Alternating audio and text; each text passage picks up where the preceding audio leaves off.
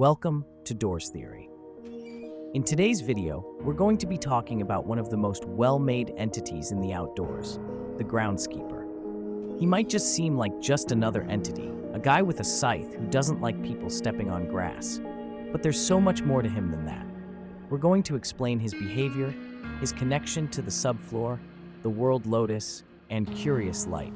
And finally, answer the question that every player asks. Why does the Groundskeeper attack us when we step on the grass, if he also steps on the grass normally?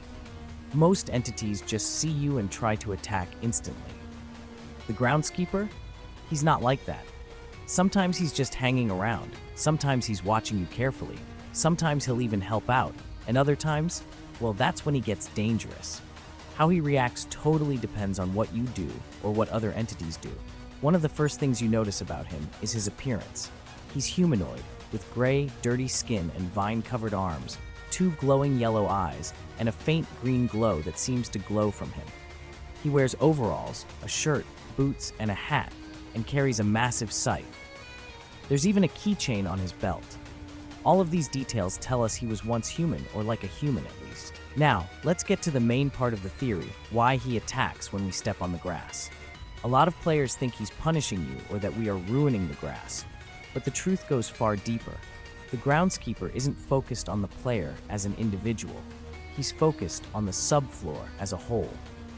The outdoors has one of the biggest threats we know so far, the world lotus.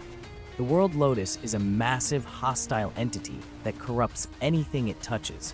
It's been seen trying to infest monuments, other entities, and even spreading its infection through vines. Some creatures, like monuments, can actually resist the lotus's control. They fight back, even while it's trying to take over. That means it shows the Groundskeeper isn't just randomly attacking players, he's stepping in to stop something that could spread, and killing would just be a better option. Stepping on the grass puts you at risk of getting corrupted. If the world lotus were to infect a player, that corruption could spread even further, putting the entire subfloor at risk. The Groundskeeper attacks because he sees that threat and decides it's safer to kill us than to let the world lotus infect us. He's not doing it because he hates us. He's being careful. Sometimes, to protect the whole subfloor, he has to make that decision, even if it involves killing the player. But the Groundskeeper isn't just a killer. He's also actively maintaining the subfloor. He cleans the grass, fights off mandrakes and eye stalks when they attack, and even points out monuments. If you watch closely, he only reacts aggressively when there's a real threat, which is stepping on the grass. Everything else he is okay with. It's showing that he is smart. He can spot danger and handle it the best way he can. And there's more. Curious light seems connected to the Groundskeeper. He shares the yellow glow seen around Curious Light and the figures. His outhouses have Curious Light's symbol on them, and he can teleport between them. This leads to a theory. The Groundskeeper may have been sent by Curious Light to save the subfloor, slowing the spread of the world lotus and protecting the subfloor from corruption. Curious Light may not be able to interact in every situation, but the Groundskeeper can patrol, warn, and if necessary, eliminate potential threats before it gets worse.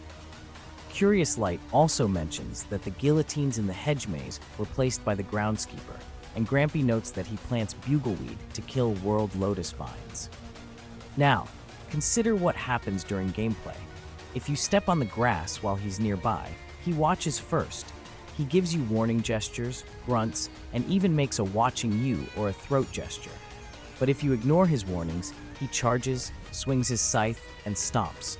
That's because he is protecting the subfloor from corruption. The moment you have a risk of corruption, he kills you. If you do step on the grass, you can hide, use the environment, or avoid the grass entirely. Another thing is that he interacts with other entities. If a mandrake is attacking, he'll kill it. If Bramble shows up, he can fight back. He's keeping the outdoors safe. That's why when he gets hostile, it's not because he hates us, he's doing it on purpose, and to prevent infection. So when we ask, why does the Groundskeeper attack players for stepping on the grass, the answer is clear. It's not about punishing you. It's about preventing the world lotus from spreading corruption. He knows the risk, he knows what could happen if you're infected, and he acts before the vines get control of the player. You might think it's unfair, but it's very important. The groundskeeper isn't bad. He's more like someone trying to protect.